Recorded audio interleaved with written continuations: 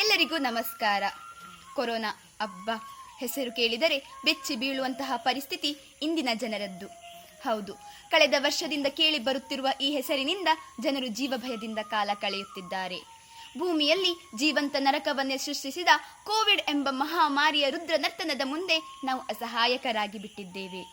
ಪ್ರಾಕೃತಿಕ ವಿಕೋಪದ ಮೂಲಕ, ಸಾಂಕ್ರಾಮಿಕ ರೋಗಗಳ ಮೂಲಕ ತಾನು ಸೃಷ್ಟಿಸಿದ ಇಂತಹ ವಿಷವ್ಯೂಹದಲ್ಲಿ ಸಿಲುಕಿ ನಲುಗಿ ಹೋಗಿದ್ದಾನೆ ಮನುಷ್ಯ ಜೀವಿ.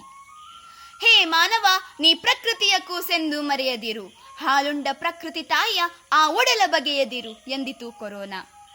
ಮನುಷ್ಯ ಎಷ್ಟೇ ಮುಂದುವರೆಯಲಿ, ಯಾಂತ್ರಿಕತೆ ಅದೆಷ್ಟೇ ಬೆಳೆಯಲಿ, ಒಂದು ಹಂತದವರೆಗೆ ಮಾತ್ರ.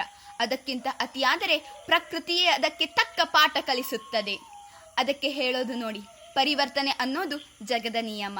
ಈ ಸಮಯ ಅನ್ನೋದು ಯಾರನ್ನ ಹೇಗೆ ಬೇಕಾದರೂ ಆಡಿಸಬಲ್ಲದು ಎನ್ನುವುದನ್ನ ನಾವು ಕಳೆದ ವರ್ಷದಲ್ಲೇ ತಿಳಿದುಕೊಂಡೆವಲ್ಲ. ಜೀವನ ನೀರಿನ ಮೇಲಿನ ಗುಳ್ಳೆಯಂತೆ ಕ್ಷಣಿಕ ಎಂಬ ಅರಿವಿದ್ದರೂ ಮನುಷ್ಯನ ನಡುವೆ ಮಾನವೀಯ ಸಂಬಂಧಗಳು ಕೆಟ್ಟಾಗ ಆತನ ಜೀವನ ಸ್ಮಶಾನವಾಗಿ ಬಿಡುತ್ತದೆ. ಅದೇ ಮಾನವೀಯ ಸಂಬಂಧಗಳು ಚೆನ್ನಾಗಿದ್ದಾಗ ಆತನ ಜೀವನ ನಂದನವನವಾಗಿ ಬಿಡುತ್ತದೆ ಎಂದು ತಿಳಿಸಿತು ಈ ಕೊರೋನಾ.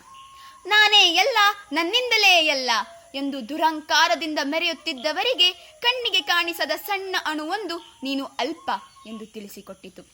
ಹಾಗೆ ವಿದೇಶಿ ವ್ಯಾಮೋಹದಿಂದ ತಾಯ್ನಾಡನ್ನು ತೊರೆದು ವಿದೇಶಕ್ಕೆ ತೆರಳಿದವರನ್ನ ಮರಳಿ ತಾಯ್ನಾಡಿಗೆ ಶರಣಾಗುವಂತೆ ಮಾಡಿತು ಈ ಕೊರೋನಾ. ಅಜ್ಜ ಅಜ್ಜಿ ಮನೆಗೆ ಬಾ ಮಗ ಎಂದು ಕರೆದರೆ ನನಗೆ ಸಮಯದ ಅಭಾವ ಎಂದು ಹೇಳುತ್ತಿದ್ದವರಿಗೆಲ್ಲ ಸಮಯದ ಜೊತೆಗೆ ಸಂಬಂಧದ ಬೆಲೆಯನ್ನು ಅರಿಯುವಂತೆ ಮಾಡಿದೆ ಈ ಕೊರೋನಾ. ಮನೆ ಎಂದರೇನು, ತುಂಬಿದ ಸಂಸಾರ ಎಂದರೇನು ಎಂಬುದನ್ನ ಮನದಟ್ಟು ಮಾಡಿಸಿದೆ ಈ ಕೊರೋನಾ. ಪರಿಸರ ಮಾಲಿನ್ಯ ಮಾಡುತ್ತಿದ್ದ ಮನುಷ್ಯನಿಗೆ ಸ್ವಚ್ಛತೆಯ ಪಾಠ ಕಲಿಸಿದ್ದು ಕೊರೋನಾ. ಹಣದ ಹಿಂದೆ ಓಡುತ್ತಿದ್ದ ಮನುಷ್ಯನಿಗೆ ಪ್ರಾಣದ ಬೆಲೆಯನ್ನು ತಿಳಿಸಿಕೊಟ್ಟಿದ್ದು ಕೊರೋನಾ. ಶುದ್ಧ ಗಾಳಿ ದೊರೆಯುವ ಪರಿಸರವನ್ನು ಮನುಷ್ಯರಾದ ನಾವು ನಿರ್ಮಾಣ ಮಾಡಿಕೊಳ್ಳಬೇಕು, ಗಿಡಮರಗಳ ರಕ್ಷಣೆ ಮಾಡಬೇಕು ಎಂಬ ಪಾಠವನ್ನು ಕಲಿಸಿದ್ದು ಇದೇ ಕೊರೋನಾ. ದೊಡ್ಡಣ್ಣ ಎಂದವರು, ಅಣು ಬಾಂಬ್ ಇದ್ದವರು, ಮಂಗಳಕ್ಕೆ ಹೊರಟವರು ಇಂದು ಅಂಗಳಕ್ಕೂ ಬರಲಾರದೆ ಕಂಗಾಲಾಗಿದ್ದಾರೆ. ಇಂದು ಕೊರೋನಾದಿಂದ ಮನುಷ್ಯನ ಜೀವನ ಶೈಲಿಯೇ ಬದಲಾಗಿದೆ. ಮನುಷ್ಯನಿಗೆ ಆರೋಗ್ಯ ಹಾಗೂ ಆಯಸ್ಸಿಗಿಂತ ಬೇರೆ ಭಾಗ್ಯವಿಲ್ಲ.